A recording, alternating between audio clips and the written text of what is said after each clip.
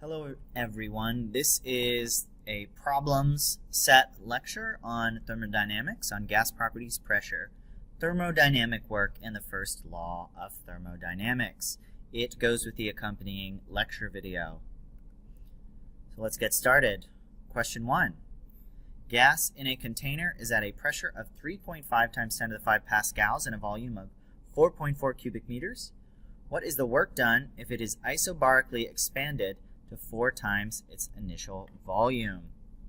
Okay, so we want to find the work done. We know that thermodynamic work is equal to pressure times change in volume if it is at a constant pressure. It says it's isobarically expanded, and that means constant pressure, so we can use this equation. Well, we're given the initial volume, and we're given the pressure, and we're given the final volume is 4 times the initial volume. So I'm just going to expand this equation out. Pressure times V final minus V initial. Well, we know the final volume is 4 times the initial volume, so I'm going to write that as pressure times 4 V initial minus V initial. So we just get work is equal to pressure times 3 V initial. We plug in our numbers. Our pressure is 3.5 times 10 to the 5 pascals, and our times 3 times our initial volume, which is 4.4 meters cubed. I'm not writing down the units because everything is in standard base SI, so everything should cancel out correctly. Our work then becomes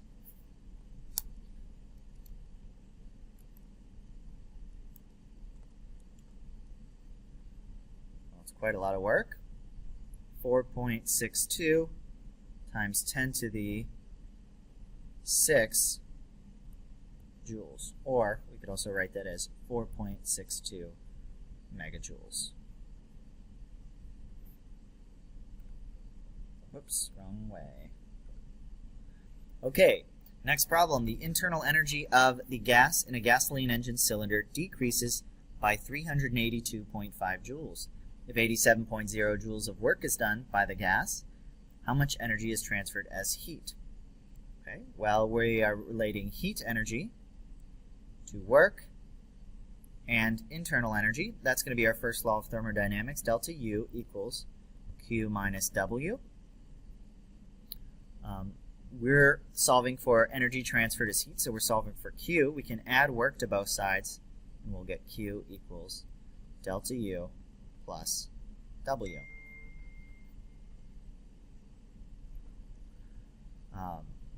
We're given that the internal energy of the gas decreases by 382.5 joules. So delta U is negative 382.5 joules. And 87 joules of work are done by the gas, so that means it's positive work. Work is 87.0 joules positive. Go back. And we just add these numbers up. Negative 382.5 plus 87.0 to get our heat energy added. Negative 382.5 plus 87. Get negative 295.5 joules of heat gained, which really means that that the gas lost energy. It released heat into the it lost heat energy. Next question. Air within the funnel of a large tornado may have a pressure of only 0.37 atmospheres. What is the approximate outward force F on a 3.5 meter by 11 meter wall if a tornado suddenly envelopes the house? Atmospheric pressure is 101.325 pascals. So we're given some pressures, and we're given the area of a wall, or we're given the dimensions of a wall, and we want to find force. We know that pressure is force over area. Whoops. Pressure is force over area, so if we solve it for force, we get force equals pressure times area. Now that's part of this problem. The other part of the problem is when our Well, in normal circumstances, the house is filled with air. So there's pressure on the inside of the house pushing out on the walls. But there's an equal amount of pressure on the outside of the house. And both of those pressures are atmospheric pressure, 1 atmosphere. So they cancel out. And the net pressure on the wall is 0. When our tornado envelops the house, the pressure on the inside is still atmospheric pressure, but the pressure on the outside is reduced. So our net pressure is going to be the pressure difference between the inside and the outside. So let's take a look at that for just one wall. Well, first of all, I want to sketch out this wall. This is the side view of the wall. Inside of the house, we have a whole lot of pressure. We have about 1 atmosphere, or 101,325 pascals. And outside of the house, we have just about a third of that, 0.37 atmospheres. And because there's 101,325 pascals in an atmosphere, we just multiply 0.37 times 101,325 to get 37,490 pascals. So our net pressure is actually pushing outward on the wall, and it's equal to the difference between the rightward pressure and the leftward pressure. So 101,325 minus 37,490, which gives us a net pressure of 63,834 pascals. So if we want to find the net force on the wall, net force equals net pressure times area. Keeps going ahead to the next slide, which we don't want. So we just do F equals 63,834 pascals. And our area is just base times height. Since it's a rectangle, 3.5 meters times 11 meters. Oops, I'll keep no units for all of this to be consistent. Meters times meters is square meters.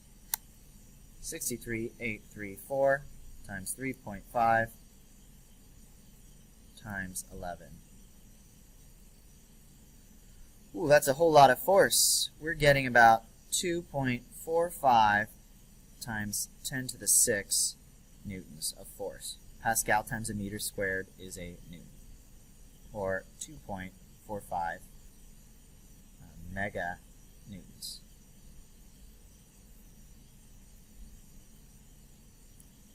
Next, a gas is enclosed in a container fitted with a piston of cross-sectional area 0.22 meters squared. The pressure of the gas is maintained at 7,034 pascals as the piston moves inward 22 centimeters. Calculate the work done by the gas. And then, if the internal energy of the gas decreases by 13.8 joules, find the amount of heat removed from the system during the compression. Okay, so first of all, we have a piston, and it has a base with an area equal to 0.22 meters squared.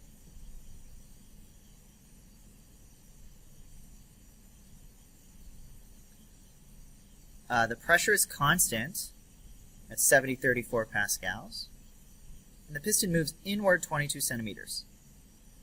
So that means the piston moves down with a delta D of 22 centimeters.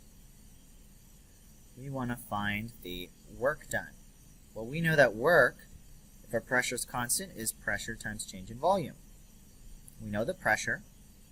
We don't know the change in volume. But the volume of a cylinder is just the area of the cylinder, area of the base times the height.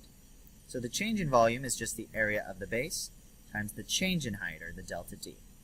So we could say work is equal to pressure times area times delta D. And then just plug in our numbers. One thing we want to be careful about is this is in units of centimeters, so we're going to have to convert that to meters. 0.22 meters. We want our units to cancel. So pressure is 7034 pascals times our area, 0.22 meters, squared times 0.22 meters. Our work then becomes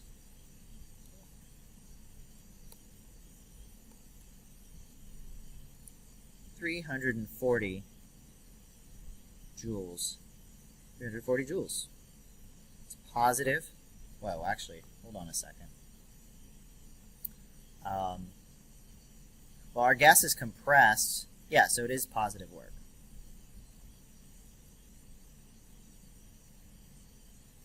And I actually made a mistake here earlier.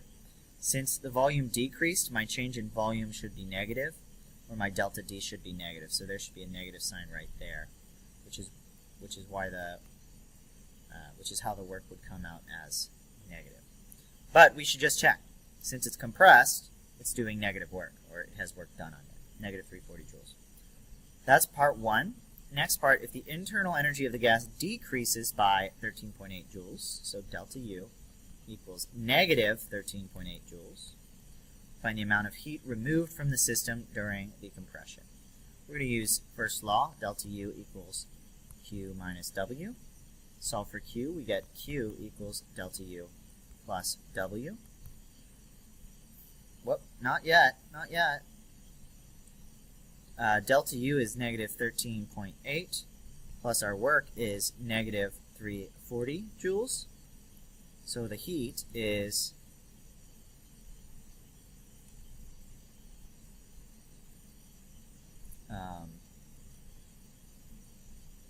negative 353.8 joules.